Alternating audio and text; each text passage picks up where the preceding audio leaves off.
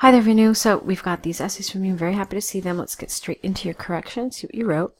Okay, the first one is the English and homestay letter. So let's say, Dear Mr. Joseph, I am writing this letter to let you know that the Bombay University has informed me that I will be staying with your family during the English and homestay program and to introduce myself to you. Okay, that's fine. It's clear. It's accurate. Lovely.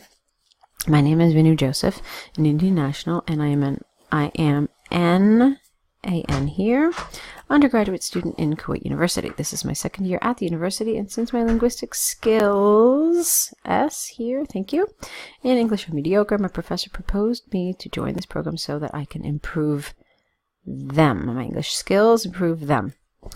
I would like to know whether I can get any public transportation like a bus or a train from the London airport to your house. Further, it would be great if you could tell me about the weather there so I can prepare myself. All right. This is fine, but you started this paragraph without really informing the reader about what the subject of the paragraph was going to be. So what you really wanted to do here was say, for this reason, I would like to ask you some questions I have prior to my arrival. Or you could have said, as this is my first time in the UK, I would like to have some information from you, if possible. All right, and then you can get into all these questions. But you did need to sort of give the reader a heads up about what this paragraph was going to be about, okay? Because think about it. Like here, you basically did it. You said, I would like to introduce myself. And then you introduced yourself. So you needed to do the same thing here. Alrighty, let's move on. I have already booked the flight tickets, and the flight is expected to land in the London airport. Well, first of all, there's no such thing, but that's okay. The flight is expected to land at London airport on 24th of August at 7 in the morning. My return tickets are booked on 27th of September. In the last few days, I may stay with one of my friends with an S here who is working in London. I look forward to hearing from you soon. Yours faithfully, VInu Joseph. Okay, now, since you've given this person a name, all right, you don't end with yours faithfully. You're supposed to end with yours sincerely or best regards or something like that. The only time we use yours faithfully is when we do not know the name of the person we are writing to. So when it's dear sir or madam, when it's to whom it may concern, then we don't write the name. All right? Okay, but the control of your language is quite good. You covered all the, let's see, did you? Let me just double check. Yeah, okay. Yeah, you covered all the points, so that's fine. And like I said, so in terms of the grading criteria, you did a good job. This, however, you need to know that they look at this kind of thing, like whether your sign-off is correct or not. It's the kind of thing that they would look at under task achievement. So just be aware of that and try to remember it for the next time. Let's go on to your essay, International Marketing, discuss both views. Okay. In the last few decades of globalization, no, you don't need the. So, globalization has changed the world radically. Many people, no S, believe that this phenomenon is beneficial to the overall development of a country, but others argue that this will destroy the local industries and traditional culture of the nation. This essay agrees that international marketing has more negative outcomes compared to benefits. This essay will discuss both views. Okay, fine.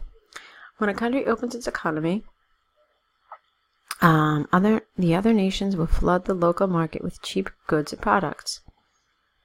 Okay, you didn't need to say the other countries, just other countries.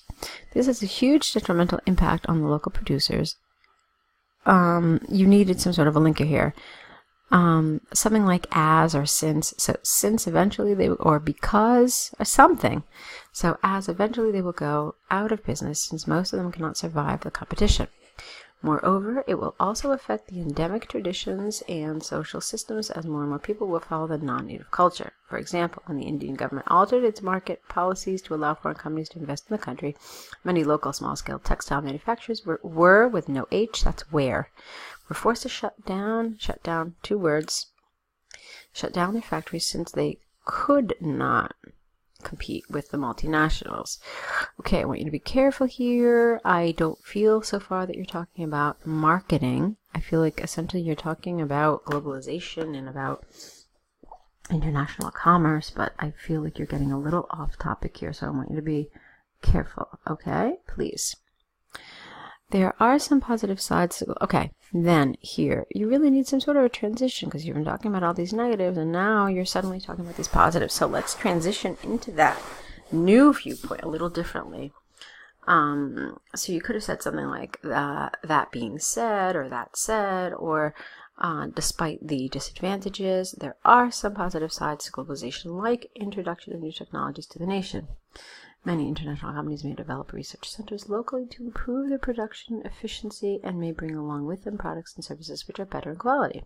For instance, when Apple started manufacturing a manufacturing plant in China, the native companies started to emulate Apple's products and started producing their own model with superior quality. However, such advantages are minimal when compared to the devastation it has caused in many nations. Okay, again, globalization and not so much international marketing. So what I'd like you to do is look up international marketing and see what it entails, because you haven't really understood the topic completely.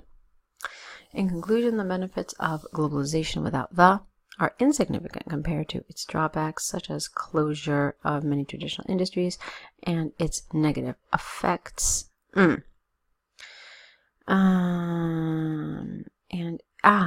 Okay, I see what you did here.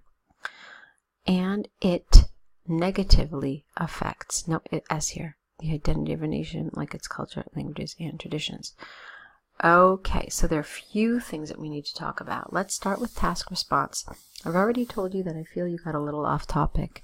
You're talking about globalization, you're talking about international commerce, basically international trade, and not so much international marketing. That's the first thing, and I've talked about that quite a bit. The second thing that we need to talk about is this. Necessary economical form of it. Now remember, this essay asked you to talk about both two views. The first view was that it's invasive and an intrusion. All right, did you talk about that? Well, kind of. Yeah, you kind of talked about it. You talked about how financially these countries suffer. All right. And yeah, no, you also talked about it, people suffering. Yeah, so yeah, you did. You talked about the negative side, but let's talk about the positive side. It also said that it's a necessary and economical form of education in addition to spreading ideas, language, and culture. Did you talk about that? You did talk about it spreading ideas, in other words, countries copying the know-how from other companies. But that was it. All right, you never mentioned anything about language, culture, being a necessary and economical form of education, all right?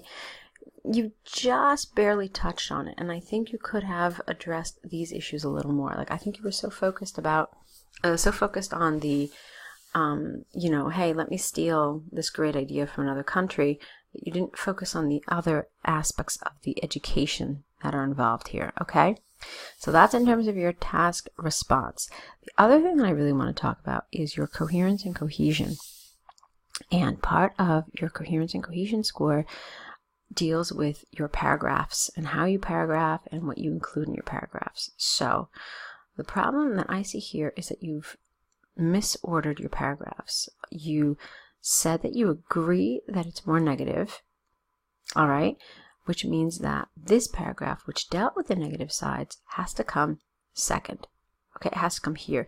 So you need to basically reverse these two paragraphs, because you always talk about the side that you agree with less or that you support less. You talk about that first, and then you leave the side that you truly support and you truly believe in, you leave that last. Okay? So, that's something you need here. A lot of the language was good. A lot of it was accurate. A lot of the vocabulary was nice. I mean, all of that was fine. So you've got some good elements to your writing in that your control of grammar is good and your vocabulary is also quite good. But the biggest problem for me here in this essay is the task response and the coherence and cohesion. Okay?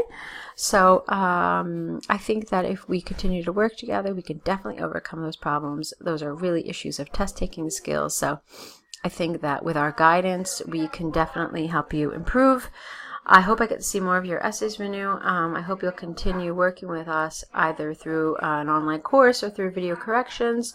So with that, that brings us to the end of this correction, and I wish you lots and lots of luck.